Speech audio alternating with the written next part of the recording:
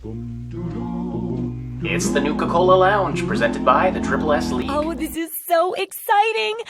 Ooh, give me a moment to calm down. Hello everybody, welcome to the Nuka-Cola Lounge, where we talk about all things Fallout. Today, we have a theory for you about something that may be part of Fallout 4.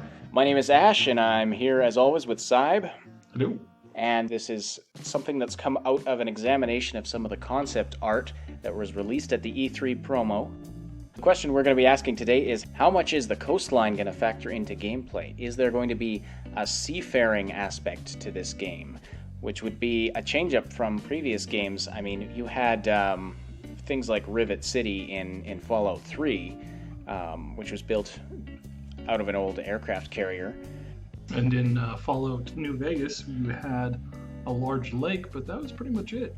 Yeah, there's not a ton of water content, and definitely, there aren't boats that you can drive around or anything like that. It's sort of, there is water in the games, but generally you're staying out of it because it will give you radiation sickness. Everything sort of takes place on land, but are we going to be breaking away from that in Fallout 4? So we're going to be looking at some of this concept art and talking about this today. So just a bit of background, Boston, obviously very important ocean side location. Right, and that's the location of Fallout 4, correct? Mm-hmm. So we see a lot of the Boston area, a lot of the Boston, you've got the Minutemen, we've already seen that. You've got a whole bunch of aspects that have to do with, the war against the Brits for independence. You've got a lot of this playing into the general ambiance and location of the game. And of course, the title of this one is Pirates. Will there be pirates? I want to just briefly discuss this possibility of a pirate faction and how awesome it would be if the pirate faction turned out to be a ghoul pirate faction. I think that would just be brilliant. So an ocean-faring ghoul faction. Yeah. Almost like Davy Jones from Pirates of the Caribbean type thing happening. Very, very much. And I mean, it's pretty cool to consider it. Now, just one more little brief bit of background. There was, of course, in Fallout 2, the ocean played a pretty significant role in that plot and storyline. No spoilers, but you should look into that story to see how that played into it. So it's not something that Fallout as a series has shied away from, and we did see a lot of player mods to do with the ocean in Fallout 3. So right. So we've got a couple pictures here. We're going to go through them one by one. Why don't you tell us about this first picture here? So this first bit of concept art we have here, we definitely have some seaside houses. Looks like either on a lake or an ocean. It's a little hard to see, but it kind of looks like there might be some, they've got ramps that lead right down into the water. Mm-hmm. Oceans are great for open world environments because it's just a big area that doesn't take up a lot of resources, that creates your natural wall to the penning the player into the zone that they're supposed to be in. They can also be used as a transportation system. Yes, yeah. One way absolutely. To logically get from one part of a continent to another without taking hours and hours, or days or weeks of in-game time, right? Yeah, absolutely. And the second image here, we're going to see what looks like the player possibly standing on some kind of a ship. So that kind of gives us a hint that you might get access to your own seagoing vessel. That's a possibility. The third image, we've seen this in quite a few spots. It's a storm-ridden coast with a lighthouse and a couple of buildings. These are also great areas for developers to use because you can create a lot of space without stuffing it full of content. There's not much that they have to create, but it gives you actually have fun spending your time on the coast. I spent days on the coast in Skyrim hunting for pearls and treasure and stuff like that. I think we're going to see a lot of diving and deeper ocean content. There's so much oceanfront concept art. We're going to see a lot of it. And now this next picture brings me to why I think there's a good chance that there are going to be some pirates in Fallout 4. I can see why. Yeah. This guy, certainly, he's got the pirate hat on, the earrings, the sort of, like he looks like he's captaining some kind of a vessel. His face does look very ghoulified. He's still got his nose. In the Divide DLC for Fallout New Vegas, we saw there were ghouls who didn't really necessarily rot, but they just had their skin basically flayed off of them. And so they were a different type of ghoul. This guy, in a later picture, he's got, or a character at least, that looks very, very much like him. They don't have a close-up, but they do have a guy wearing a hat that looks a little bit like this hat, and he's got a coat on, and his name is John Hancock. Now, we're going to do a real quick history lesson. John Hancock lived in the 1700s, and he was a merchant, a smuggler, and a statesman in the American Revolution. And when we look at this picture of this ghoul, he looks like a pirate. And if you got a ghoul who's a smuggler, that's pretty much a pirate. This guy might even be a companion you can recruit, because they really have him center stage. They've dropped his name, and there's not very many other creatures that they did a name drop in the concept art release. So that I think is very critical. So he's going to be playing some sort of pivotal role. Yeah, and really the ocean is full of radiation. I think that the only thing that could really live out on the ocean constantly is definitely ghouls. It makes a lot of sense in terms of the ghouls sort of being isolated from society, and there's a lot of prejudice against them. You're also essentially going where the unmutated can't go, because like you said, the ocean is going to be completely radioactive, and so people are not going to, they're either going to become ghouls or they're not going to survive very long if they come after you. Yeah. So this next image, another lighthouse. We go to the next one here, again, another lighthouse. And some shipwrecked boats, looks like. And scrap. So, I mean, you're going to be able to pick up lots of cool stuff on the coast, I think. It's a good place to be. And also something that a lot of people tend to ignore is that, when the bombs fell, if you were out, a good ways away from the coastline when the bombs fell, you'd actually survive out there until you could find a place of safe harborage. So I think we will find, a good number of boats. And that brings me to the next picture here. We've got our hero character and his dog. He's got some binoculars and he's looking out to sea. Why on earth would they draw this? Is it just he's just looking out for a good view, or is he actually maybe searching for something?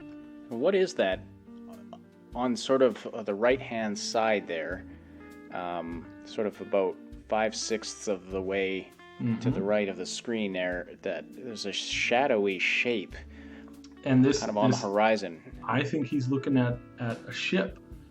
It's either ship or a submarine, quite possibly as a plot point or a side quest. It'd be interesting if there were, say, some seafaring folks who were lost at sea and had no idea that the war had happened or that the bombs had fallen, and then they return to the mainland and find a completely different world. That could be an interesting story element. I don't know how that would work with the timeline, but it's you have all kinds of crazy things happening in Fallout, so anything can happen. And definitely in war, and we're going to see this later on. There's another picture here. Submarines, I definitely think submarines are going to play a part in this game. This next picture, I think these ships are ships that were out to sea when the apocalypse happened. They were able to find each other, group together, just like in Fallout. There's a couple of stories about how truckers out on the roads were delivering their goods, and they saw the bombs drop and were far enough away that they were able to get together, group up. They formed a little survivor community with their trucks for a few days, and then when it was safe, they went out and found new places to settle, and they ended up being the parents of the generations that survived. Oh, that's interesting. So I think we'll definitely find this here. I think we'll find some of these ships driven up onto the land, and we'll look into them and we'll find stories of people. What I find interesting about this main picture, you've clipped it so that you can see the other pictures behind it that have other ships in them. But this main picture, that boat that's right in the center there, kind of looks like your classic pirate ship. Now, it could just be broken down, abandoned ships, but I think we're going to find that there's a big seagoing story that we're going to be able to uncover. It's certainly looking like that's going to be a big element. And I mean, they chose Boston as the location. I mean, a coastal town, so. And our heroes that we get to pick from, they did live in that area. And this brings us to this next picture where we find pre-war pictures of ships, brand new sailing ships. And why would they make those if they weren't intending on using them at some level in the game? That's a big consumption of resources and times as far as like coding, graphics, and all that kind of stuff. But create the pre-war sort of 1950s-ish world. Are we going to see flashbacks to pre-war era?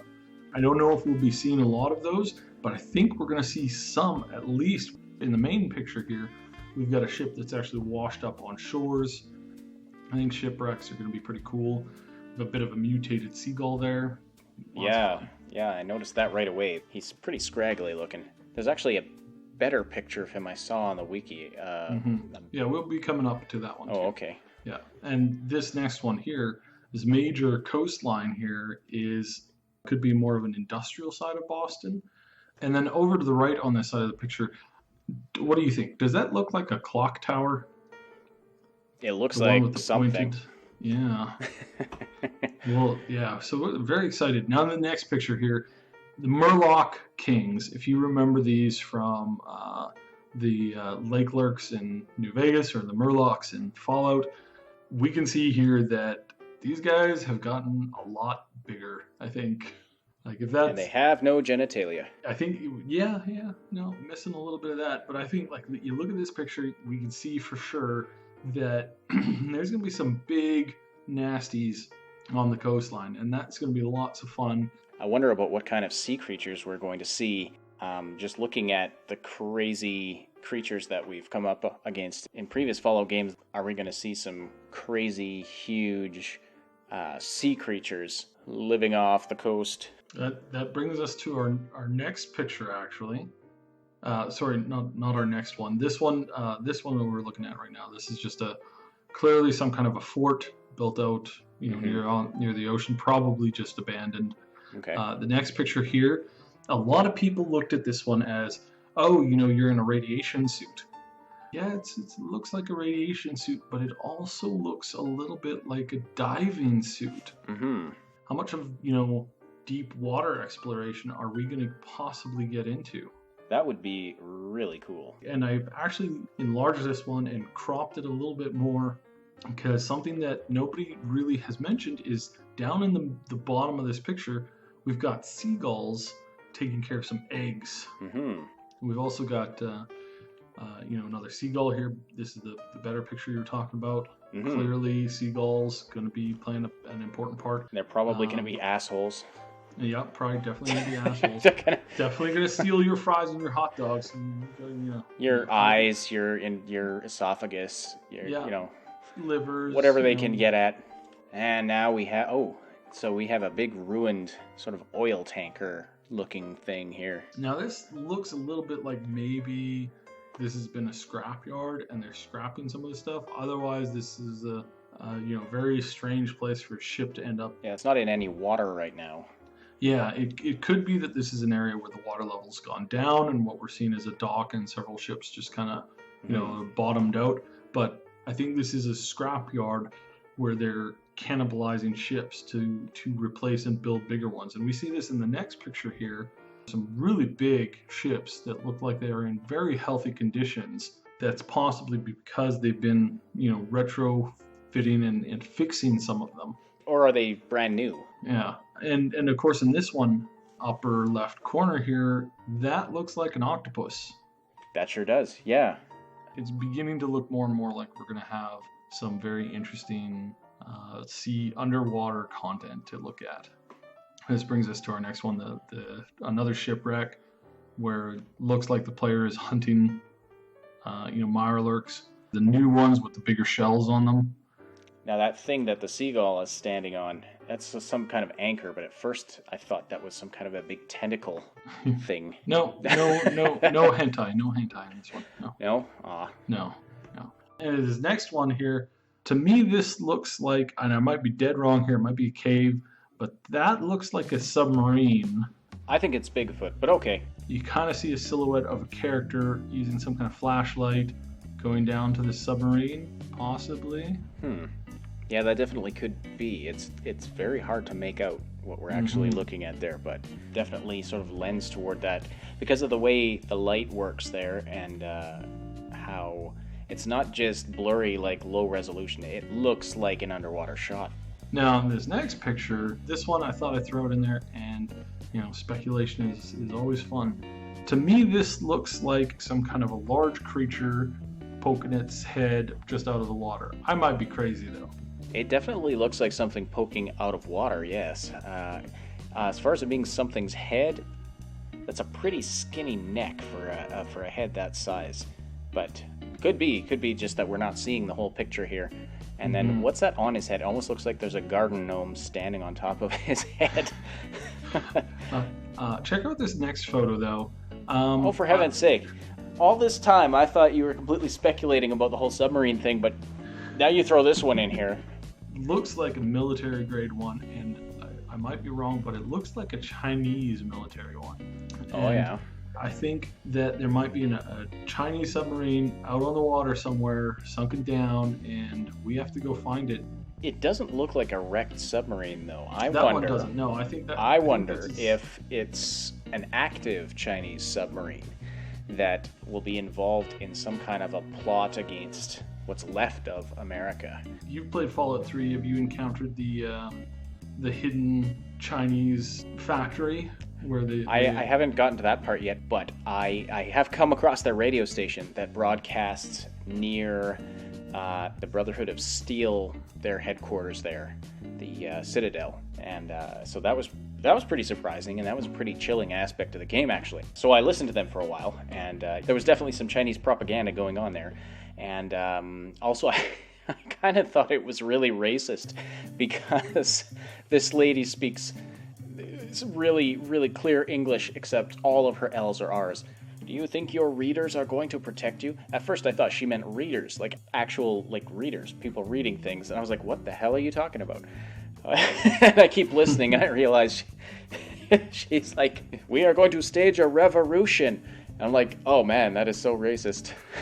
It's a little on the racist side. Anyway, so I wonder, especially with this whole revolution aspect that you brought up earlier, I wonder if there's gonna be some political scheming and uprising and stuff going on. I can definitely imagine where you take the ship out and you use that, retrofitted with rockets and space age technology and lasers, and you're going out to fight this Chinese sub. That's an idea. It'd be a lot of fun. Man, there are so many different directions these things could be going in. I think the weight of evidence is definitely showing that there's going to be a big coastal aspect to the game, probably some seafaring. Absolutely. Probably some underwater exploration. That's really going to add to the ambience and the entertainment of the game. We'll be keeping an eye on what comes out from Bethesda over the next few weeks and months leading up to Fallout 4. In the meantime, we want to hear from you. What do you think about the things we've talked about? Did you see anything in the concept art we've missed?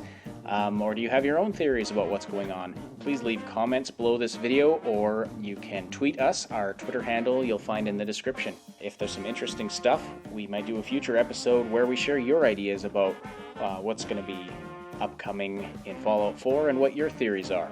That does it for this episode of the Nuka-Cola Lounge. On behalf of Syb, my name is Ash, and we will see you in the next episode. Stay frosty.